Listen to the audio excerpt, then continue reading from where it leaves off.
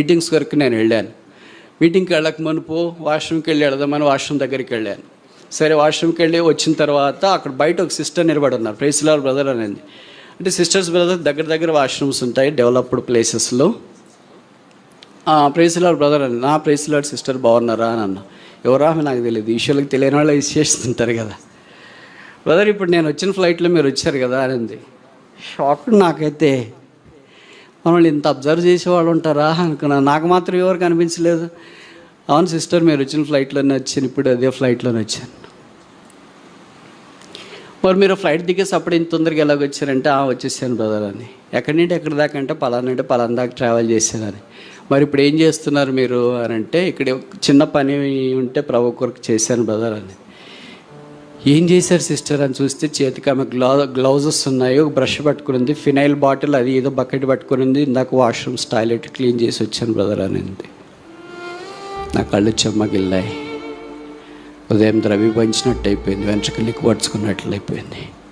మొత్తానికి నేను ఫ్లైట్లో ఒక సహోదరి ట్రావెల్ చేసింది అని అంటేనే అంత సామాన్యమైన వాళ్ళు కాదు కదా. మొత్తానికి అప్పుడు నేను అడిగాను, సిస్టర్ మీరు ఏం చేస్తారు అని అంటే, షాకింగ్ ఆన్సర్ తెలుసా, నేను ఆ విమానం పైలట్ని.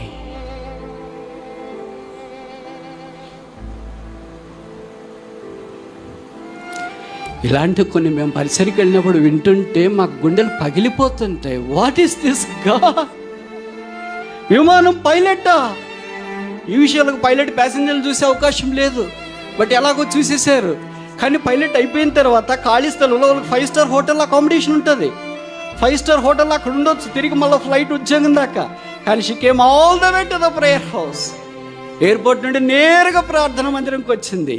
ట్యాక్సీలో శుభ్రం చేసింది, పట్టుకొని నిలబడింది. ఇప్పుడు నేను అనుకున్నా, sister I do not deserve to preach. మిమ్మల్ని చూసిన తర్వాత నాకు అనిపించింది ఏంటంటే, నేను బోధించడానికి యోగ్యుని కాదు. Please you can start preaching. ఇప్పుడు మీరు బోధించవచ్చు. ఏం మాట్లాడాలా? మన చిన్న టీచర్ ఉద్యోగాలు, ఇంజనీరింగ్ ఉద్యోగాలు, డాక్టర్ ఉద్యోగాలు, చిన్న చిన్న ఉద్యోగాలు చేసుకుంటూనే మనకి ఏమీ చేత కాదే.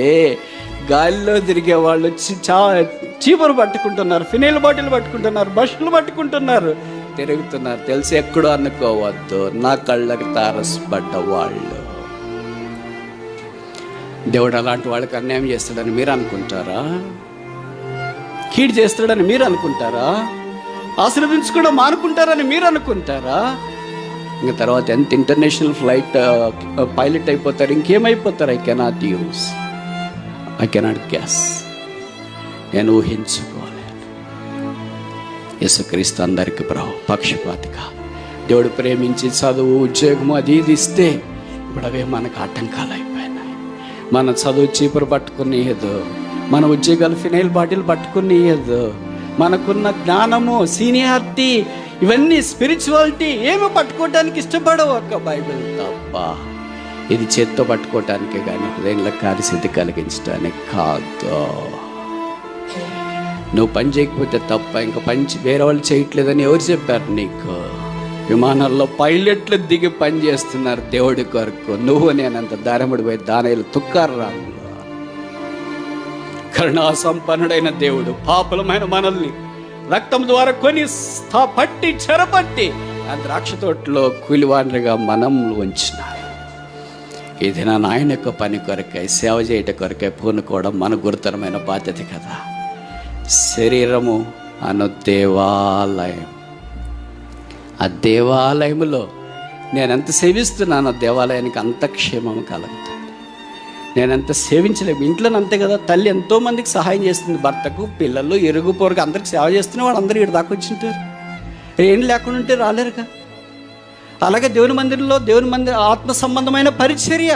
నేను భౌతికమైన పరిచర్య గురించే మాట్లాడలేదు. మీరు భౌతికమైన పరిచర్య ఒకటే తలంచుకోవద్దండి. ఆత్మ సంబంధమైన పరిచర్య ఏమి చేసినట్లు ఉపవాసం ఉండి ప్రార్థన చేసి ప్రజల కొరకే దేవుని సన్నిధిలో ఉదయం లేచిన వెంటనే కన్నీటితో చేతులెత్తి ప్రార్థన చేసే ఇలాంటి విధవరాండ్రు లాంటి వాళ్ళు ఉంటే ఎంత ఆశీర్వాదం. ఇది మనం చేయలేకపోతే ప్రభు బల దగ్గరికి ఎట్లా